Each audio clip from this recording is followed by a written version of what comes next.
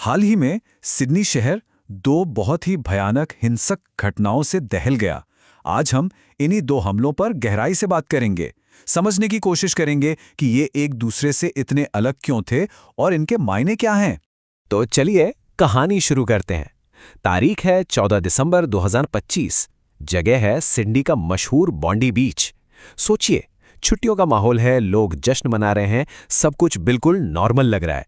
लेकिन चंद ही पलों में ये पूरा माहौल मातम में बदल गया। कम से कम 15 लोगों की जान चली गई। ये एक ऐसा आंकड़ा है जिसने सच में पूरे देश को हिलाकर रख दिया था। तो सवाल ये है कि आखिर हुआ क्या था। देखिए, यह हमला हुआ चानुका बाय द सी नाम के एक त्योहार के दौरान। वहां यहूदी समुदाय के सैकड़ों लोग जश्न मनाने के लिए जमा हुए थे। आइए अब जरा देखते हैं कि ये सब कैसे हुआ। शाम का वक्त था, जश्न अपने चरम पर था। तभी ठीक 6:47 पर ऊपर एक फुटब्रिज से अचानक गोलियों की आवाज आने लगती है। आप सोच सकते हैं कैसी अफरा तफरी मची होगी। हालांकि पुलिस का रिस्पांस काफी तेज था। वो सिर्फ 5 से 10 मिनट के अंदर ही मौके पर पहुंच गए थे। इस हमले की जो मानवीय कीमत थी वो बहुत भारी थी। 15 से ज्यादा जानें गईं, 40 से भी ज्यादा लोग घायल हुए और सबसे दुखद बात यह है कि मरने वालों में हर उम्र के लोग शामिल थे। बच्चे भी थे और बुजुर्ग भी। हमले के बाद जाहिर है जांच का दौर शुरू हुआ। सवाल उठने लगे, ये हमलावर थे कौन? और इसी उथल-पुथल के बीच एक आम नागरिक के गजब के साहस की कहानी भी सामने आई। तो जांच में ये पता चला कि हमलावर कोई और नहीं बल्कि एक पिता बेटे की जोड़ी थी, साजिद अकरम और नवीद अकरम।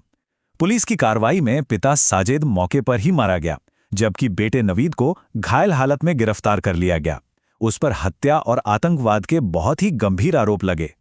अच्छा, तो अब सवाल ये उठता है कि इसे फौरन एक आतंकवादी हमला क्यों करार दिया गया? देखिए, इसकी वजह ये थी कि इसका मकसद बिल्कुल साफ था, यहूदी समुदाय को निशाना बनाना। ये एक वैचारिक हमला था जिसका सीधा सीधा मकसद डर फैलाना था। और तो और मौके से आईईडीज भी मिले, मतलब विस्फोटक डिवाइस। और इसी आतंक और खौफ के बीच एक नाम सामने आया, अहमद अल अहमद। एक आम इंसान जिसने गजब की हिम्मत दिखाई। वो एक हमलावर से भिड़ गए और कहा जाता है कि उन्होंने कई लोगों की जान बचाई। आज उन्हें एक हीरो के तौर पर देखा जा रहा है। अब कहानी को थोड़ा आगे बढ़ाते हैं।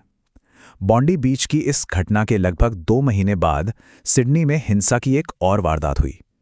लेकिन यह हमला पहले वाले से बिल्कुल अलग था। चलिए इस पर भी एक नजर डालते हैं। ये घटना है फरवरी 2026 की। इसमें 3 कोरियाई लोगों पर हथौड़े से हमला किया गया, जिसमें वो घायल हो गए। पुलिस अभी भी मामले की जांच कर रही है, लेकिन यहाँ सबसे जरूरी बात यह है कि इसे एक हिंसक अपराध माना जा रहा है, आतंकवादी घटना नहीं। तो अब हम आते हैं इस पूरी बातचीत के सबसे अहम हिस्से पर। इन दोनों घटनाओं के बीच का जो फर्क है उसे समझना बहुत जरूरी है। एक को आतंकवाद कहा गया और दूसरे को सिर्फ एक हिंसक अपराध। आखिर ऐसा क्यों? ये कंपैरिजन अंतर को बिल्कुल साफ कर देता है। देखिए, बॉन्डी बीच हमले की मंशा एकदम साफ थी, वैचारिक और यहूदी विरोधी, जबकि हथौड़े वाले हमले का मकसद अभी तक पता नहीं चला है, जांच चल रही है। फिर बात आती है स्केल की। इसमें तो जमीन आसमान का फर्क है। एक तरफ 15 से ज्यादा मौतें और दूसरी तरफ 3 लोग घायल। और बस इन्हीं वजहों से आधिकारिक तौर पर एक को आतंकवादी कृत्य और दूसरे को हिंसक अपराध का नाम दिया गया। बॉन्डी बीच हमले का असर सिर्फ उस दिन, उस जगह तक ही नहीं रहा। इस एक घटना ने ऑस्ट्रेलिया के लिए एक नई और बहुत ही गंभीर हकीकत को सामने लाकर खड़ा कर दिया।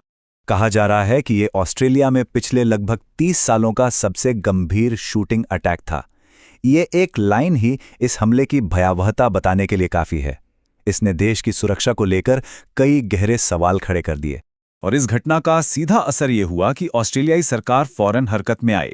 अब देश के जो सुरक्षा और आतंकवाद विरोधी कानून हैं, उनकी पूरी तरह से समीक्षा की जा रही है। कोशिश यही है कि भविष्य में ऐसी किसी भी त्रासदी को होने से रोका जा सके। तो आखिर में एक सवाल हमारे सामने खड़ा होता है, जब किसी शहर पर कोई हिंसक हमला होता है तो उसकी कहानी कैसे बनती है? क्या चीज है जो उसे परिभाषित करती है? क्या वो मंशा है, या घटना का पैमाना, या फिर उससे पैदा हुआ डर? ये एक ऐसा सवाल है जिस पर इन घटनाओं के बाद हम सभी को सोचना चाहिए।